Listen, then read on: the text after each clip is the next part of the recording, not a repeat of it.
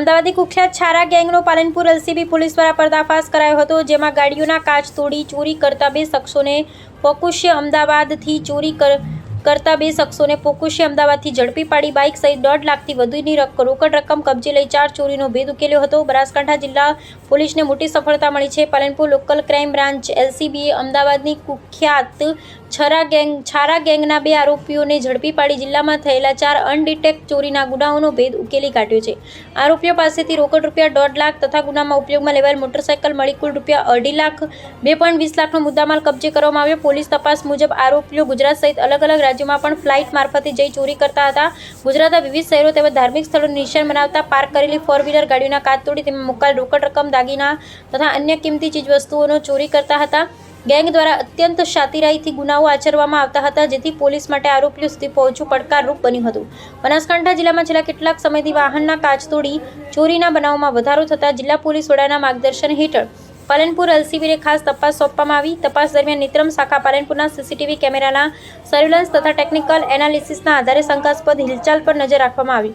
પોલીસે મળેલ ચોક્કસ બાતમી અને સીસીટીવી ફૂટેજને આધારે આરોપીઓની ઓળખ કરી તેમને ઝડપી પાડવામાં સફળતા મેળવી। પૂછપરછ દરમિયાન આરોપીઓએ બનાસકાંઠા જિલ્લામાં થયેલા 4 ચોરીના ગુનાઓ કબૂલા કર્યા હોવાનું જાણવા મળ્યું છે। આરોપીઓ અગાઉ પણ 25થી વધુ ગુનાઓમાં સંડોવાયેલા હોવાનું પોલીસ તપાસમાં સામે આવ્યું। પકડાયેલા આરોપીઓ સતીશ વાલિયા, સરપલી ઇન્દ્રેકર છારા, રહે ભાગ્યોદય સોસાયટી બંગલા એરિયા, સુખરામ દરબારની પાછળ કુબેરનગર અમદાવાદ તેમજ નકુલ રાજુભાઈ છારા, રહે બાવાળી સ્કૂલની સામે મોચીપાડા સારાનગર વિસ્તાર કુબેરનગર અમદાવાદ વિરુદ્ધ વધુ કાનૂની કાર્યવાહી હાથ ધરવામાં આવી તેમજ અન્ય જિલ્લાઓમાં થયેલા સમાન પ્રકારના ગુનાઓ અંગે પણ પોલીસ દ્વારા વધુ તપાસ શરૂ કરવામાં આવી છે। નમસ્કાર, હું પ્રશાંત સુંબે, પોલીસ અધિક્ષક બનાસકાંઠા જિલ્લાના વડગામ પોલીસ સ્ટેશન વિસ્તારમાં છેલ્લા વીકમાં 2 ગાડીના કાચ તોડીને ચોરીના બનાવ બનેલા હતા।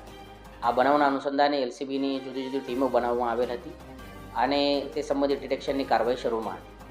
આ ડિટેક્શન દરમિયાન તે દિવસે અને તેનાથી 1-2 દિવસ પહેલાંના સીસીટીવી ફૂટેજ ચેક કરીને લગભગ 500થી વધુ સીસીટીવી કેમેરા ચેક કરીને આરોપીની અને તેના વ્હીકલની ઓળખાણ કરવામાં આવેલ।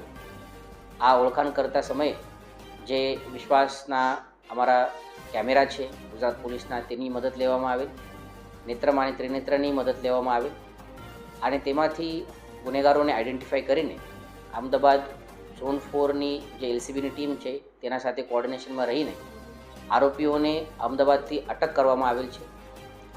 2 આરોપીઓને અટક કરવામાં આવેલ છે, જેનાથી પહેલા આરોપી સતીશ લાલિયા સરપલી કરીને છે, જેના ઉપર અત્યાર સુધી 27 જેટલા ચોરીના ગુના રજિસ્ટર્ડ છે। બીજા આરોપી નકુલ રાજુભાઈ તમાઈ છે કરીને છે, જેના ઉપર 16 જેટલા ચોરીના ગુના દાખલ કરવામાં આવેલ છે।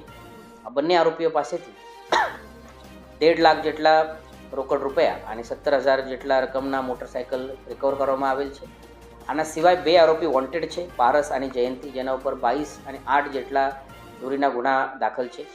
આ જે ગેંગ છે આ ગુજરાત રાજ્યના જુદા જુદા જિલ્લાઓમાં ચોરીના ગુનાઓ કરતી હોય છે। અત્યાર સુધી તેઓને જે ગુનાઓની માહિતી છે એ સુરત, વડોદરા, અમદાવાદ, દાહોદ ખાતે તેઓ દ્વારા આ ગુના કરવામાં આવેલ છે, તે પ્રમાણે માહિતી અમારા પાસે છે। તપાસમાં તેની અન્ય વિગત અમારા પાસેથી અમારા પાસે આવી જશે।